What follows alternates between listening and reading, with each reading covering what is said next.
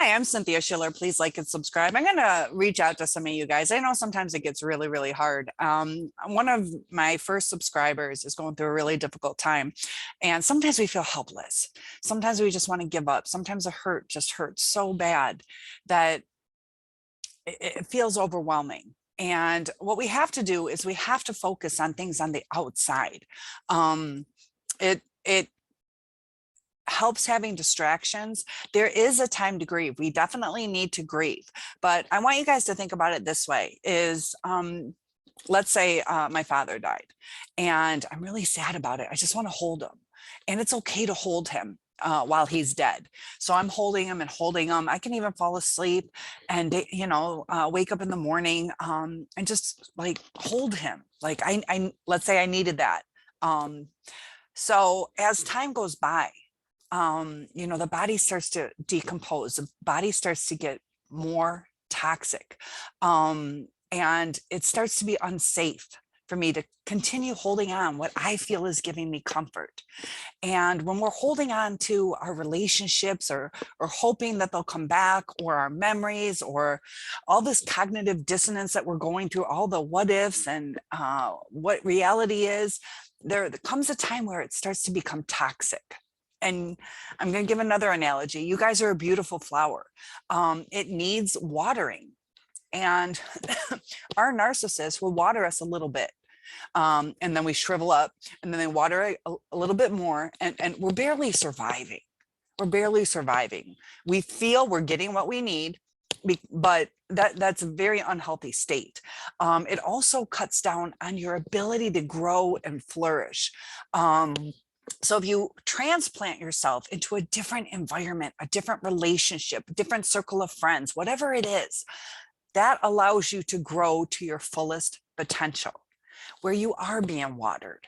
And I just wanted to validate this person's feelings, your feelings, that it is hard. It is hard. And we have to go through that grieving process. We went through the relationship where we struggled. Love shouldn't be a struggle. Love should not be a struggle. There are going to be some ups and downs, but not a little minute water droppings to keep us alive. And the swings that they put us through, the highs and the lows. A normal relationship has some, but not the drastic changes that a narcissistic relationship has. Sometimes we're loved, sometimes we're a joke. It's toxic. It's toxic, just like me holding on to my father after he let's say he died. There's a time that you have to let go.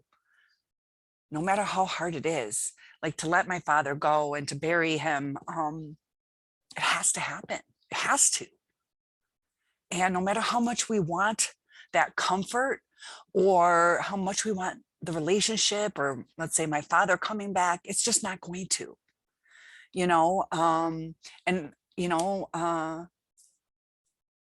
it's hard to let go. But when we stay in the toxic state, or stay clutching something that is decomposing, it will destroy us. It will infiltrate us. And the toxins are being released. Don't breathe them in. Remove yourself from the situation. It's hard. How do you tell someone, just let go, just let go? You have to cry. You have to cry. You have to cope with it. If I was wishing my father would come back and that's all I did every day, I miss out on my life. So there's a balance in life. And I'm really starting to realize that the energy exchanges. We feel good when we say hello, they say hello back. It's an energy exchange. So just like if my father died, that's death. And if I stay holding on to him, it's going to cause my death. Same with the dead relationship.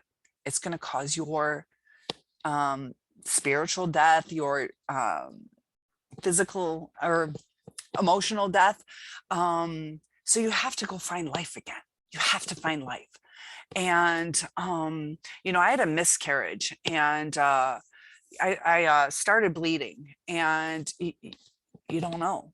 So I didn't want to have surgery to remove the baby, hoping, maybe I'm just spotting, because they only took that blood level at that day. So they don't have anything to compare it to. They don't know if it's going up or down. Sorry, I cut my bangs and my hair is all over my face. I decided to see where's it going to go, thinking that the baby would shed itself. But I started bleeding out. My body was holding on to it, just like we're holding on to this relationship, hoping. And I had to end up having a D&C, where they scrape out your uterus. And if I did not do that, I would have been dead. There was a dead baby inside me, and it was killing me. It was killing me. I gave it a shot. And I was getting blood transfusions. The numbers went down, so I knew for sure it was gone. And if you leave it inside, it's gonna rot. No matter how much my body wanted to hold on to it and not shed. I had blood clots this big, literally every 3 minutes. And there's a time where you're like, I have to start taking care of myself and get rid of what's dead. No matter how much you want something, that it feels like it's going to start to destroy you. And a lot of people, I want you guys to really realize this, is there's a lot of people who have attempted suicide, and looking back, they're glad it did not work. So a lot of times we get caught up in emotions at that time, and they feel overwhelming. There are suicide hotlines. I posted that for them. I'm going to look that up real quick for you guys, because I definitely, I'm here for you guys, but definitely reach out. It's free to do. The suicide hotline in the United States, and of course I don't have my glasses on, but there's also something called NAMI, NAMI, and that stuff's free. So the National Suicide Prevention Line is 1-800, I'll start over, 1-800-273-8255. If there's different countries, you can probably find suicide prevention. If not, it might be worth a long distance phone call to America. Our country code is 1. And then you would dial the 800. And then the NAMI, and I'm not done talking to you guys yet. So NAMI, you can text them, and I should not have cut my hair. It's bugging me so much. The NAMI text number. This is, if you do them by text, it's 24/7. If you reach out to them, it's 10 a.m. to 10 p.m.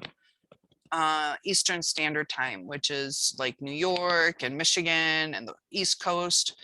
So you can text in capital letters NAMI to number 741-741, or you can call them at 800-950-NAMI. So this is some real stuff when we're hurting.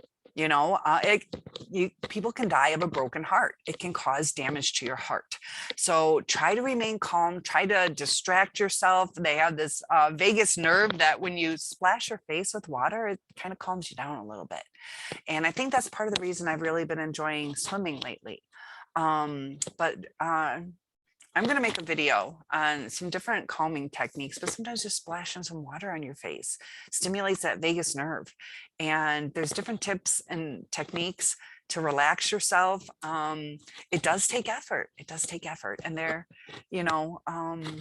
it's hard not to ruminate. It's hard. And instead of focusing on the death, like I could focus on my dad, and then I could start having all these like toxic thoughts of him decomposing, and this just all these things that are going to bring more depression to me. I can think about him in a positive way, all the times we had fun as a kid, and then living life and making my dad proud. It's up to us to choose where we go in life now. Do we go down the decomposing side, whether it's the relationship or the analogy of my father, or the dead flower that barely is surviving, or do we transplant ourselves? Because that takes effort to transplant. It takes effort. And it's a religious saying, so it's up to you how you feel, but God helps those who help themselves. There's soil out there to transplant. God gave us that, or whatever you believe in. There is options. So do we stay where we're not going to flourish, or do we do the effort? So I want to give you a big hug. Like, you've touched my heart. This one viewer that I'm responding to mainly, and everybody else too, but really touched my heart, was there for me, helping me with my channel growing. And I see the pain. I know what it's like. And you're worth it. You're worth it. Don't ever take your own life. Because like I said, that's what the narcissist does, is they take from us, and we got to fight that off. Don't let them win. Don't give them your soul. And be a soul survivor. That's why I have it. Because at first, what was my first YouTube name? I think narcissism, the beast that devours your soul. Because they do. They take from us. And just like that flower, there's a little bit of us left. Time to grow. It's time to grow, not time to die. It's time to grow. So feel free to reach out to me. I do have one-on-ones available. And thank you for supporting me. And I want to support you guys too. So I'll see you in the next video. Big hugs. Send each other some comments on some of the things that have helped you through. Splash your face with some water. Feels good.